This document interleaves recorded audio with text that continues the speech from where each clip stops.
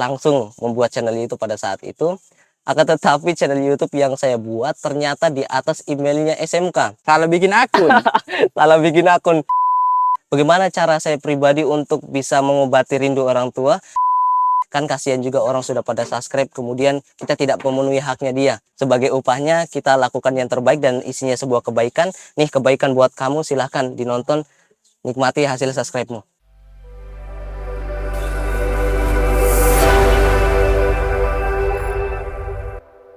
Assalamualaikum warahmatullahi wabarakatuh. Jumpa lagi bersama saya Aswar Nawawi di Lentera Komunikasi. Hari ini saya bersama dengan seorang content creator, mahasiswa KPI Unismu Makassar, dan juga seorang penyiar radio. Perkenalkan, Firmansyah. Assalamualaikum warahmatullahi wabarakatuh. Waalaikumsalam warahmatullahi wabarakatuh. Firmansyah, Ya, bagaimana kondisi kehidupan hari ini? alhamdulillah masih dijalani seperti biasanya. Suka tidak suka harus diterima apapun kondisinya. Kita mau bercerita tentang perjalanan hidup Mm-mm. dari Firmansyah. Ya, Karena yang saya yakini bahwa semua perjalanan hidup itu punya makna, termasuk perjalanan hidupmu.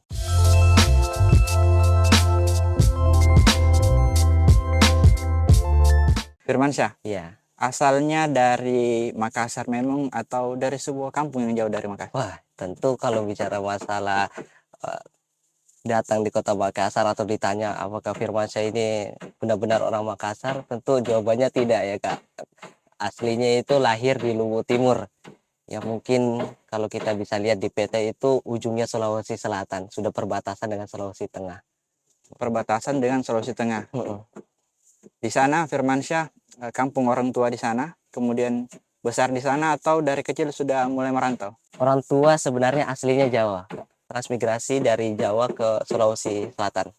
Lahirnya di mana? Lahirnya di Sulawesi Selatan. Setelah migrasi baru lahir di sini, berarti bukan Iya. lahir di Jawa ya? Iya. Firmansyah di Luwu Timur. Luwu Timur di sana, di kampung itu sekolah dari kecil SD di sana sampai selesai atau seperti apa pendidikannya? Mulai dari TK ya, TK itu sudah mulai di kampung di Desa Lakawali, Kecamatan Malili, Kabupaten Luwu Timur. Sekolahnya ini di kampung, maksudnya di lingkup kampungnya atau kampung sebelah begitu? Pokoknya di kampung sendiri, tempat kelahiran gitu Kak. Di kampung itu jenjang pendidikannya sampai apa? Kalau di kampung itu jenjang pendidikannya mulai dari TK, SD, SMP, dan bahkan SMK di kampung sendiri. Lumayan lama berarti di kampungnya. Biasa kan orang kayak, kalau di kampung saya pribadi itu SD ada, tapi untuk SMP itu harus ke kampung sebelah. SMA, tingkat SMA itu lebih jauh lagi. Perjalanan 1 jam itu dari kampung baru dapat sekolah SMA atau SMK. Kalau Firman berarti di kampungnya itu memang sudah ada semua sekolah itu sampai jenjang SMA. Kalau di kampung sendiri kan ya memang benar cuma satu saja SD saja yang di kampung sendiri. Akan tetapi kalau SMP itu udah pindah ke kampung sebelah. Ya, kalau di sektor transmigrasi itu ada yang namanya SP1, sektor permukiman 1 ada SP2, SP3, SP4, bahkan sekarang sudah sampai SP5. Nah, tempat tinggal saya pribadi di SP3. Kemudian untuk sekolahnya harus pergi ke SP1. Jadi harus lewati satu SP untuk dapat sekolah SMP itu. Bicara SP itu saya ingat juga. Tentunya SP ini bukan surat peringatan ya. Iya. SP itu saya ingat di kampung juga ada kampung migrasi. Namanya ada SP-nya juga. SP itu istilahnya apa? Kalau di kampung saya itu yang namanya SP itu cuma sebagai menandakan sektor permukiman saja. Baru saya mau sebut tadi. SP kayaknya sektor permukiman. Itu kalau migrasi. Berarti itu kampungnya hutan ya yang kemudian dibuka kemudian ditempati oleh orang, bukan kampung dari zaman kapan tahun begitu sudah kampung memang di situ. Ya, hutan yang tadinya itu masih hutan belantara kemudian dibuka untuk permukiman warga, dan ada juga danau ya, sebenarnya itu danau yang namanya Danau Mahalona, yaitu danau kemudian ditimbun untuk permukiman dari masyarakat transmigrasi dari Jawa Tengah, Jawa Timur, dan Jawa Barat. Kalau Firman sendiri dari sana mulai tahun kapan di sana? Maksudnya ketika orang tua itu migrasi ke sana tahun kapan, kemudian Firman lahir tahun kapan? Kalau pribadi ya, itu lahir 2001 di Desa Lakawali, Kecamatan Malili. Nah, ini orang tua masih tinggal sama orang tua, ya. Orang tua tinggal sama orang Iya, tua. orang tuanya bapak saya tinggal masih berdampingan lah nenek saya ibaratnya gitu. Kemudian orang tua berpikir bahwasanya kalau begini terus saya numpang sama orang tua kapan punya tanah sendiri, ya kan? Itu di tahun 2011, ya begitu pemikirannya. Kemudian setelah itu dibuka pendaftaran transmigrasi lagi gelombang kedua di tahun 2012. Orang tua berkeinginan punya tanah sendiri, kemudian berangkat ke Jawa, kemudian berangkat ke tanah ini yang namanya Desa Mahalona. Nah, akhirnya orang tua bisa punya tanah sendiri yang saya ceritakan tadi itu. Firmansyah sendiri di kampung kan sampai tingkat SMA. Nah, kemudian apa yang membuat bisa sampai berkuliah di Makassar? Saya jurusannya SMK ya, jurusannya Teknik Komputer dan Jaringan. TKJ? Ya, Sama TKJ. berarti. Saya TKJ juga, Teknik Komputer dan Jaringan. Ya, dulu tertarik dengan jaringan, bagaimana cara memasang router board, kemudian switch dan lain sebagainya. Suka bergelut dengan dunia yang seperti itu, tapi juga suka dengan dunia agama karena dulu sempat menjadi ketua Rohis 3 periode dari 2017 sampai 2020. 3 periode? Iya, Di mana? di SMK. Ya, dari pertama masuk SMK sampainya lulus SMK jadi ketua rohani Islam itu. Tidak tergantikan selama 3 Tidak periode? pernah Luar tergantikan. biasa itu. Berarti memang dari tingkat sekolah itu sudah ada basic keagamaan ya, sudah Betul mulai sekali. suka memang dengan pelajaran agama sehingga ada peluang lanjut kuliah di Makassar masuk di Mahat Albir. Iya. Mungkin bisa diceritakan kenapa bisa sampai memilih Mahat Albir? Iya. Tadinya itu kan di ujung dari mau kelulusan, syarat kelulusan di SMK ada yang namanya magang atau PSG. Ya, ditempatkan di Kota Makassar, yaitu di Metronics, pas di belakangnya Unismo. Ya, prakerin lah bahasanya untuk bagaimana kita bisa belajar selama 4 bulan itu, ibarat kalau bahasanya di Mahat itu pengabdian begitu. Nah, selama 4 bulan itu belajar tentang komputer dan jaringan dan lain sebagainya. Akhirnya juga sembari belajar jalan-jalan ke Unismu, lihat-lihat bagaimana kondisinya, duduk-duduk di depan Unismu, ketemu dengan mahasiswa Mahat Albir, kemudian bercerita Albir ini begini. Akhirnya saya tertarik karena background saya itu suka dengan agama yang tadi saya katakan menjadi ketua Rohis 3 tahun. Nah, ini kayaknya di sini cocok tempat saya ini karena suka dengan agama. Jadi akhirnya pas lulus dari SMK putuskan untuk pindah jalur ya. Tadinya jurusan Teknik Komputer dan Jaringan harus putar haluan untuk ke Jurusan agama. Betul. Firman, berarti dapat informasi tentang Albir itu dapat sendiri ya, karena memang waktu apa namanya PSG Iya. di belakang Unismu, Iya. di jalan-jalan ke depan Unismu. Setelah masuk di Mahat Albir, apakah sesuai ekspektasi pembelajaran agama yang diharapkan? Tadinya ingin sekali mendalami yang namanya ilmu tafsir ya. Kemudian ingin sekali bagaimana supaya bisa berceramah begitu. Dan akhirnya memang secara sedikit demi sedikit kita lihat ternyata di dalamnya namanya proses untuk belajar bahasa Arab. Nah, di situ mulai dikasih motivasi kepada Ustadz kalau sebenarnya ilmu belajar bahasa Arab ini akan larinya sama ke sana. Entah itu jadi ceramah, kemudian mendalami ilmu tafsir. Jadi perasaan saya pada saat itu pokoknya sama sekali tidak ada penyesalan ya, sampai-sampai akhirnya saya memilih satu jurusan yang sebenarnya mendukung daripada basic saya seperti halnya komunikasi dan penyiaran Islam karena pengen jadi dai seperti itu. Tujuan utamanya kan kita di Albir itu belajar bahasa Arab 2 tahun. Setelah itu kita harus memilih program studi ya, untuk jurusannya, mau pilih jurusan apa. Firmansyah, pertimbangan utamanya selain yang tadi disampaikan itu, kenapa pilih jurusan komunikasi? Apa yang mau dicari di jurusan komunikasi ini?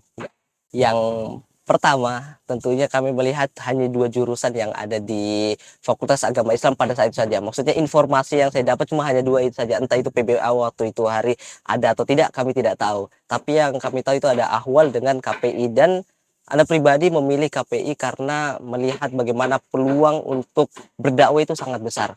Baik itu di dalam ruangan maupun di dalam ruangan. Seperti halnya para dai yang mungkin bergelut dalam dunia agama di pelosok negeri, tentunya ini membutuhkan teknik-teknik tersendiri untuk menyampaikan pesan kepada masyarakat.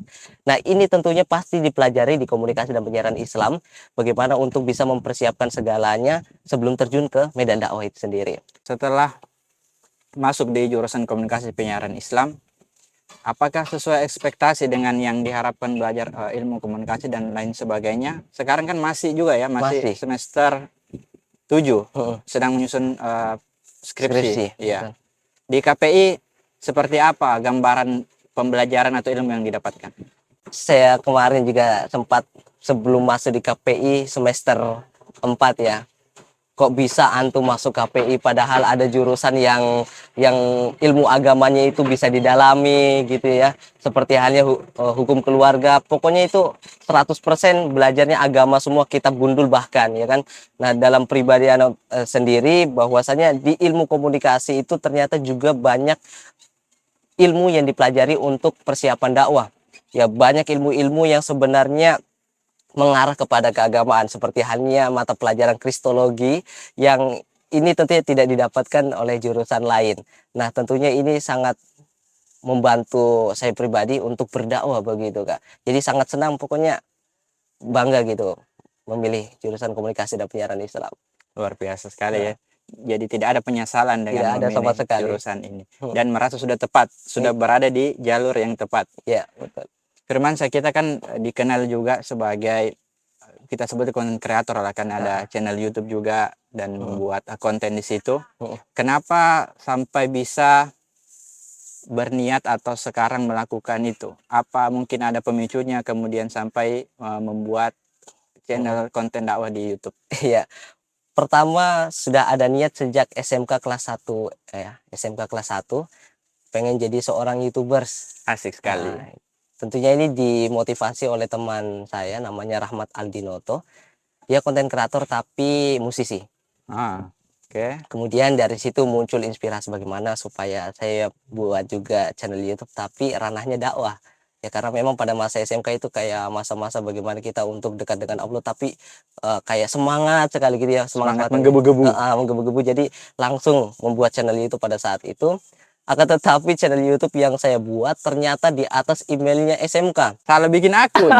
Salah bikin akun. Pada saat itu subscriber Anda itu udah lumayan lah, kalau bagi-bagi kita pemula itu Iya. 600 itu sudah lumayan sekali. Akan tetapi dihapus oleh sekolah, udah hilang semua video. Kapan sadar bahwa ini saya bikin akun YouTube, ternyata pakai email sekolah? 1 tahun setelah saya buat, kemudian setelah 1 tahun disadari, 1 bulan kemudian hilang. Jadi sayang ya, padahal perjuangan yang pertama itu mungkin dari ini ya, kurang teliti, saking menggebu-gebunya Ya, tadi betul semangatnya. sekali. Sampai bikin channel YouTube ternyata pakai email sekolah. Tentunya sampai di situ tidak langsung menyerah ya. Oh, tidak. Kemudian membuat lagi channel yang baru. Itu dimulai kapan? Dimulainya itu di 2020 ya. Mulai lagi buat yang baru yang sudah cukup banyak ya, 1000 subscriber itu dakwah Firmansyah. Tentunya isinya tentang dakwah semua. Kemudian setelah itu selama berjalan 3 tahun di 2023 ini berinisiatif lagi untuk membuat yang baru, yaitu Nuansa Podcast ya, untuk bagaimana fokus bisa berkomunikasi dengan teman-teman, dengan narasumber hebat untuk menambah relasi dan juga wawasan begitu, Kak. Firmansyah, ini kan juga kalau saya pribadi ya mengenal itu sebagai mahasiswa yang sangat niat kalau melakukan sesuatu. Saya ingat sekali itu pernah di semester 5 kalau tidak salah ada tugas dari dosen untuk membuat video Film ucapan pendek, untuk orang tua, hadiah kepada orang hadiah tua. kepada orang tua. Nah, teman-teman Firman itu yang lain kan dia buat video mungkin durasi 5 sampai 10 menit. Tapi Firman saking effortnya itu sampai berapa durasinya? 30 menit? 30 menit. Luar biasa. Jadi sangat beda jauh, dan setelah saya kan sempat nonton juga. Dalam hati sudah niat betul ini bikin video seperti ini. Luar biasa. Kenapa sampai sebegitu niatnya untuk padahal bisa dilakukan dengan cara yang lebih simpel, dengan hal-hal yang sederhana, tapi ketika mendapat tugas itu dilakukan dengan segala effort sampai durasinya saja 30 menit. Iya. Pada saat itu Ustadz Syaharuddin ya, dosen dari komunikasi dan penyiaran Islam, itu memberikan tugas kepada kami sebagai mahasiswa komunikasi dan penyiaran Islam di semester 5 sebagai tugas akhir.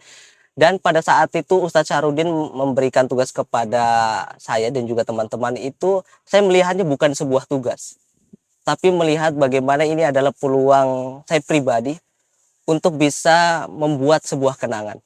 Kemudian bisa untuk memberikan bagaimana motivasi saya dan juga untuk melihat bagaimana diri saya nanti ke depannya. Anggaplah kalau sudah 5 tahun ke depan, saya nanti di 5 tahun ke depan bisa tahu siapa Firmansyah yang 5 tahun kemarin. Oh, ternyata begini-begini proses yang pernah dilakukan. Dan juga kalau cuma buat 5 menit kadang orang masih nonton pengen lagi, Sudah habis. sudah habis ya. Kemudian kalau terlalu panjang juga bosan orang.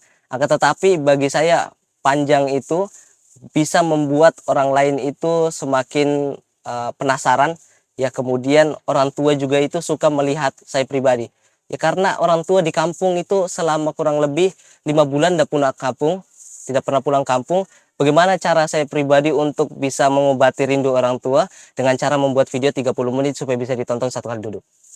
Luar biasa ya. Jadi video itu saya lihat waktu saya nonton, itu kan tempatnya bukan hanya lingkunganisme saja. Iya. Sampai di pelabuhan Betul. ceritanya Firman itu baru datang dari kampung ya. Itu kemudian dijemput sama ojol dan lain sebagainya. Itu saya sangat sangat kagum sekali, karena saya bilang ini hanya untuk tugas seperti ini tapi effortnya sangat luar biasa. Mungkin kita mau bedah sedikit terkait teknik Firman itu untuk membuat cerita sepanjang itu. Tentunya persiapan seperti apa? Apakah dibikin naskahnya dulu, step-stepnya nanti akan ke sini ke sini ke sini, atau sambil jalan di tag ini kayaknya bagusnya tambahkan ini atau seperti apa? Paling pertama tentunya niat ya. Niat paling pertama itu harus memang benar-benar dikukuhkan. Orang bilang katanya jangan buat yang panjang-panjang, nanti capek ininya. Memang itu harus sudah dipikirkan terlebih dahulu, kemudian niatnya, konsistennya bagaimana. Dan setelah tumbuh niatnya, kami tulis naskahnya. Pokoknya naskahnya ini bakal sama dengan apa yang bakal diaktingkan. Jadi sebagaimana para pemain film yang harus sesuai dengan standar apa yang sudah dituliskan. Pada saat itu pula sudah mulai tulis tempatnya di mana, pakai baju apa, pakai peci apa, tasnya gimana, koper caranya bagaimana, nah, take videonya itu bagaimana. Nah, itu semua sudah diatur dalam skenario yang sudah di print. Pokoknya ini tidak boleh melenceng dari yang sudah ada. Sudah jadi naskahnya, kemudian baru mulai pengambilan gambarnya. Iya. Nah, dari penyusunan ide itu sampai pengambilan gambar dan proses setelah produksinya itu berapa lama sampai jadi dengan film pendek ya, film pendek durasi 30 menit itu? Itu selama mulai dari naskahnya sampai pengeditan video itu 1 bulan 6 hari. Ya, itu dalam jangka waktunya sekiranya itu singkat sekali. Sehingga mungkin teman-teman kok masih amburadul videonya, bahkan kalau nyoting kamera masih kelihatan di spion motor ya. Memang pada saat itu kondisinya masih berupaya untuk bagaimana supaya hasilnya sempurna ya dalam jangka waktu 1 bulan itu, karena memang tugasnya hanya diberikan 1 bulan itu. Jadi berusaha bagaimana supaya hasilnya maksimal. Kita butuhkan orang-orang yang memang berkompeten dalamnya, seperti halnya pemain filmnya itu sendiri yang rata-rata dari anak komunikasi dan penyiaran Islam. Jadi nggak usah jauh-jauh kalau mau ngambil Talent ya, iya. cari talent sudah jauh, cukup ya, dengan teman-teman di kelas yang sama Betul jurusan, sekali. dengan passion yang sama juga. Firman, ketika membuat video itu kan terkadang orang juga banyak alasan ya mau berkarya, tapi menunda untuk berkarya dengan mengatasnamakan tunggu peralatan yang mumpuni. Nah, Firmansyah kan saya tahu sendiri bahwa mulainya itu dengan hal-hal apa yang dipunya seperti itu. Mungkin bisa berbagi kenapa lebih memilih langsung dengan alat yang ada tanpa menunggu sampai alatnya bagus dulu, punya kamera dan lain sebagainya. Mungkin bisa berbagi inspirasi dari situ. Sebenarnya sedikit ya, bagaimana malu sama teman-teman yang membuat konten kreator itu dengan alat yang begitu canggih ya, dengan alat yang mungkin menggunakan kamera dan lain sebagainya. Akan tetapi pribadi yang bisa saya banggakan dari saya ya, tentunya bagaimana usaha yang saya lakukan di awal itu bukan memikirkan alatnya terlebih dahulu, kemudian apa yang harus menjadi tolak ukur dalam pengambilan video dan lain sebagainya. Akan tetapi yang saya inginkan di situ Kak adalah bagaimana hasil karya itu bisa segera muncul gitu, bagaimanapun caranya, asalkan itu baik. Seperti halnya biasa pinjam HP-nya teman dulu ya untuk ngambil video, kemudian tripodnya teman dipinjam dulu ya. Bahkan kalau ada statement bilang katanya kalau sudah 3 kali minjam berarti kita harus beli, tapi pada saat itu nggak bisa dipakai itu Kak, sama sekali nggak bisa dipakai. Jadi otomatis pakai alat seadanya, pakai tripod yang sekiranya harganya itu cuma 80-an. Bahkan minjam punya teman ya, belum punya sendiri. Belum punya alat sendiri, bahkan sampai sekarang ini ya, bahkan HP sampai detik ini pun ya HP itu masih pinjam sama teman, kemudian tripod, clipon dan lain sebagainya itu juga masih minjam sebenarnya. Luar biasa sekali. Jadi untuk berkarya itu tidak perlu menunggu peralatan kita lengkap, peralatan kita canggih, tapi ketika ada kemauan kita bisa mulai dengan peralatan yang ada. Bisa. Firman, sebelum kita masuk nanti ke concernnya sekarang kan, selain fokus berkuliah juga fokus merintis dengan channel YouTube yang bertema podcast. Saya mau masuk ke penyiaran dulu. Firman kan juga sebagai penyiar di salah satu radio di Makassar. Ini dari Prodi KPI sangat cocok sekali dengan jadi penyiar radio. Tapi yang ingin saya tanyakan, peluangnya itu seperti apa? Kenapa bisa sampai dapat peluang untuk menjadi penyiar? Yang pertama tentunya segala aktivitas itu berpeluang menjadi kebaikan.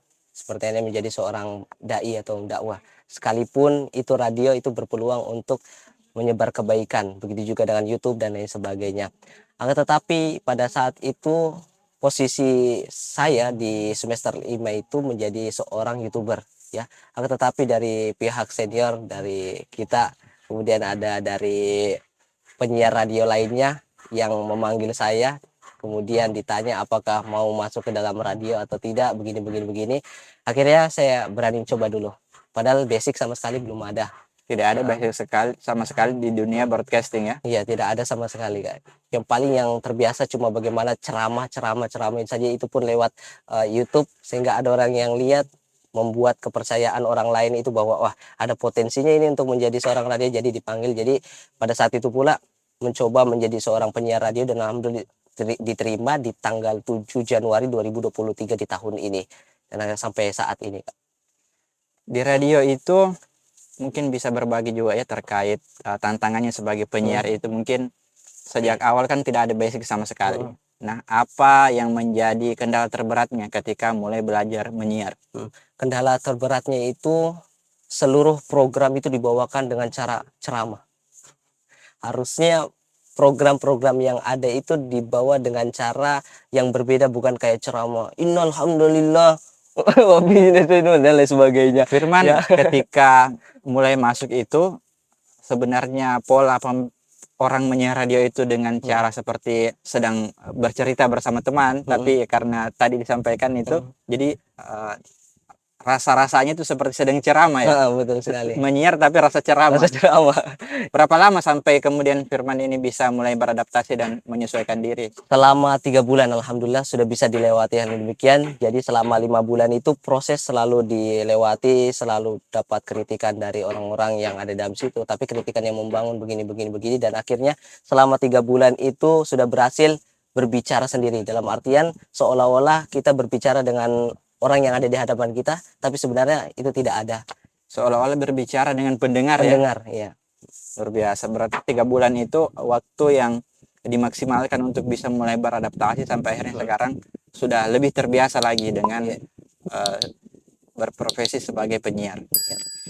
Terakhir mungkin Firmansyah, untuk pembahasan kita pada kali ini, setelah sebagai penyiar juga sampai sekarang, kemudian tadi ada YouTube beberapa kali ya, kemudian sekarang membuat channel YouTube yang fokus dengan membuat channel YouTube yang fokus dengan tema podcast. Apa yang dilihat dari model membuat YouTube dengan model podcast ini? Apa yang ingin dicapai, apa yang ingin dituju, apa yang ingin diraih oleh Firmansyah dengan membuat channel Nuansa Podcast ini? Yang paling pertama tentunya ya, kita melihat dulu perkembangan zaman saat ini, itu sudah mulai dikuasai dengan berbagai macam platform media sosial, salah satunya itu YouTube. Dan rata-rata YouTube pada saat ini yang paling banyak adalah podcast untuk saling berbagi, saling menyambung tali silaturahim, kemudian bagaimana untuk saling bertukar pikiran. Dan saya rasa ini pelajaran yang bisa kita ambil atau bahkan bisa kita memperoleh ilmu banyak dari situ. Nah, itu yang pertama, tentunya mendapatkan ilmu dari narasumber kita. Tentunya narasumber kan memiliki pandangan dan juga pengalaman yang berbeda-beda. Kemudian yang kedua, tentunya ini menambah relasi buat kita dengan tadinya narasumber ini kita tidak kenal, yang tahu cuma nama saja, akhirnya kita undang dan akhirnya akrab. Dan kemudian yang ketiga, tentunya ketika sudah menjadi podcast yang seperti ini, kita bisa melatih yang namanya public speaking, kemudian bagaimana cara menyampaikan hal-hal kebaikan dengan cara yang tepat, dan juga bagaimana dapat mengaplikasikan ilmu yang diajarkan oleh dosen-dosen dari komunikasi dan penyiaran Islam, apalagi dalam ilmu broadcasting ya. Tentunya ini sangat membangun buat saya pribadi. Firman, itu kan kalau buat channel YouTube, kalau namanya sangat spesifik, seperti ini kan namanya Nuansa Podcast. Nah, orang dengar namanya pasti pemikiran pertamanya itu pasti ini isinya podcast.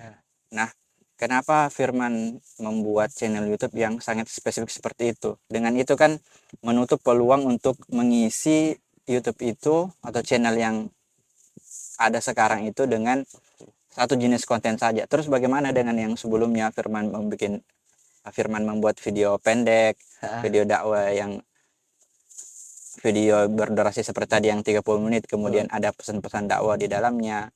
Apakah ada peluang untuk membuat itu atau seperti apa? Kenapa channel YouTube-nya sangat spesifik untuk podcast?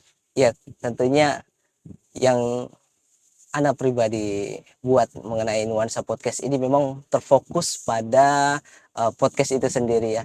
Tapi sampai saat ini kami rasa itu memang masih Nuansa Podcast, Kak. Belum podcast betulan. Kemarin sempat ada netizen bahkan dari organisasi lain bilang bahwa ini pembicaraan antum bukan kayak podcast, kayak obrolan-obrolan biasa aja. Saja memang ini masih Nuansa Podcast ya, tidak ada mic-nya apa lain sebagainya, dia katakan seperti itu. Memang ini masih Nuansa Podcast gitu, bukan podcast beneran ya, masih nuansanya saja ya. Akan tetapi tadi dikatakan kalau Nuansa Podcast namanya spesifik seperti itu dan tidak bisa kasih masuk video film pendek dan lain sebagainya. Kami ada program di dalam Nuansa Podcast, ada 3 program yang sudah kami bangun. Yang pertama ada Baperin, bincang perkara iman, jadi khusus mengundang narasumber yang membahas ranah keagamaan, keimanan ya, untuk menambah bagaimana keimanan dan ketakwaan kita kepada Tuhan Yang Maha Esa. Kemudian yang kedua ada namanya Orasi, obrolan ringan dan santai ya, ini obrolan lepas anak-anak muda tentang jomblo dan lain sebagainya. Dan yang ketiga ada namanya surat ya, program surat, artinya ini suara rakyat yang langsung terjun ke masyarakat, kayak misalnya kemarin 17 Agustus turun kepada masyarakat bagaimana tanggapan Bapak Ibu mengenai kemerdekaan Republik Indonesia dan lain sebagainya. Dan insya Allah nanti kalau kampanye kemudian menanyakan siapa pemimpin yang bagus, insya Allah nanti kita bakal turun langsung, dan kami mencoba, itu adalah salah satu cara untuk bagaimana meningkatkan mental kita kepada masyarakat. Itu yang untuk memperingati kemerdekaan Indonesia saya sempat nonton juga ya, yang di Nuansa Podcast. Walaupun namanya Nuansa Podcast, tapi memang di dalamnya ini sudah ada beberapa program yang bukan hanya fokus ke podcast saja ya. Ada 3 playlist tadi yang disampaikan seperti itu. Saya sangat takjub juga dengan itu yang sampai turun ke masyarakat. Saya pribadi berpikir berkali-kali untuk langsung melakukan sosial eksperimen seperti itu. Datang ke warga ojol misalnya di pinggir jalan, ditodong pakai mic. Bagaimana pendapat Anda sobre ini?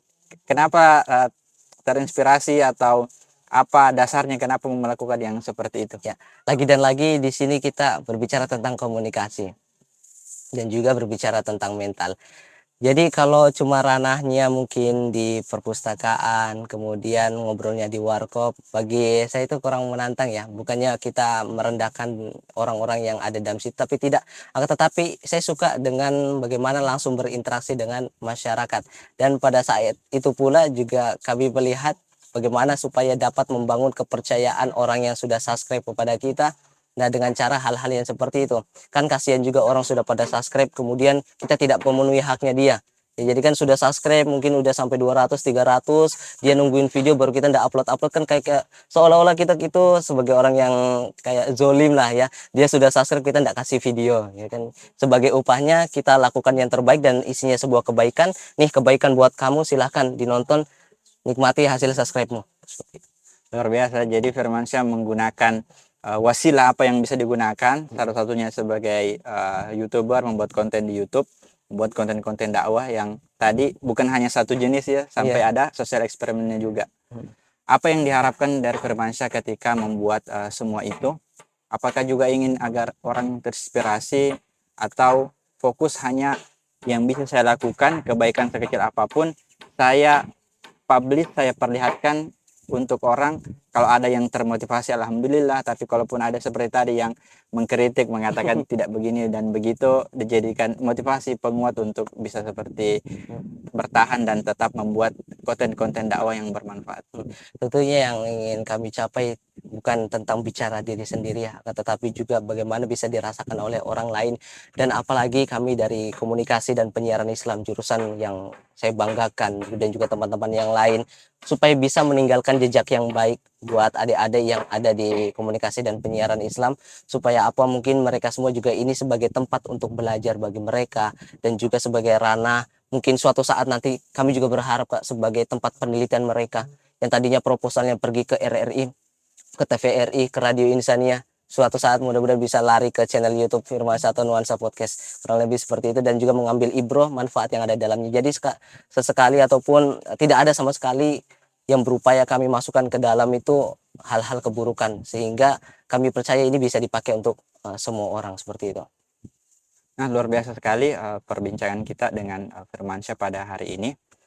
Sangat menginspirasi tentunya, walaupun di tengah keterbatasan tadi tidak menjadi alasan untuk tidak berkarya, dan insya Allah akan terus melakukan kebaikan-kebaikan di YouTube-nya, terus memproduksi konten-konten yang bermanfaat seperti itu ya. Iya, kami juga berharap dukungan dari seluruh pihak, baik itu dari mahasiswa komunikasi dan penyiaran Islam ataupun seluruh yang terlibat di dalamnya gitu.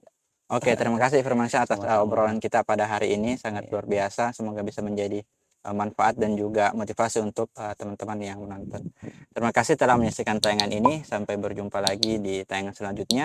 Terima kasih telah menonton sampai selesai. Assalamualaikum warahmatullahi wabarakatuh.